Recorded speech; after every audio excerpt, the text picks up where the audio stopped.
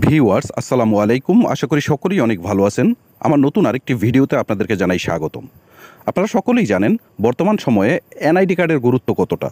তো সেই এনআইডি কার্ডে যদি ভুল থাকে তা ঠিক করার জন্য বিভিন্নভাবে আমরা চেষ্টা করে থাকি। তো আমরা এই এনআইডি কার্ড ঠিক করতে গিয়ে অনেক সময় প্রতারণার শিকার হয়ে থাকি, যার ফলে আমরা আর্থিকভাবে ক্ষতিগ্রস্ত হই এবং আমাদের অনেক সময় ব্যয় হয়। তো বর্তমান সময়ে দেখা যাচ্ছে সোশ্যাল মিডিয়া, ফেসবুক সহ অন্যান্য প্ল্যাটফর্মে বিভিন্ন ফেক আইডির মাধ্যমে বিজ্ঞাপন দিয়ে আমাদেরকে প্রলুব্ধ করে থাকে। তো এই সকল বিজ্ঞাপন দেখে প্রলুব্ধ হয়ে আমরা কিন্তু প্রতারণার শিকার হয়ে থাকি। তো এই বিষয়টি নির্বাচন কমিশনের নজরে আসায় ফেসবুক পেজে এনআইডি সংক্রান্ত সেবা গ্রহণের বিজ্ঞাপনে প্রলুব্ধ হয়ে প্রতারিত না হওয়ার জন্য সংশ্লিষ্ট সকলের প্রতি আহ্বান জানিয়েছে নির্বাচন কমিশন ইসি।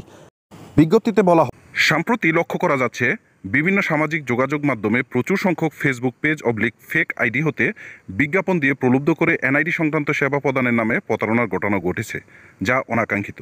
প্রকৃতপক্ষে নির্বাচন কমিশন সচিবালয় কর্তৃক পরিচালিত Bangladesh election commission secretariat page link www.facebook.com/@Bangladesh ECS এবং জাতীয় পরিচয়পত্র অনুবিভাগ ও আইডিইএ প্রকল্প দ্বিতীয় পর্যায় কর্তৃক পরিচালিত national NID card page link www.facebook.com/bd.nid দুটি পেজ ভোটার তালিকা হালনাগাদকরণ ও জাতীয় পরিচয়পত্র সংক্রান্ত বিভিন্ন তথ্যাদি ও ভিডিও কন্টেন্ট নিয়মিত প্রকাশ করা হয়।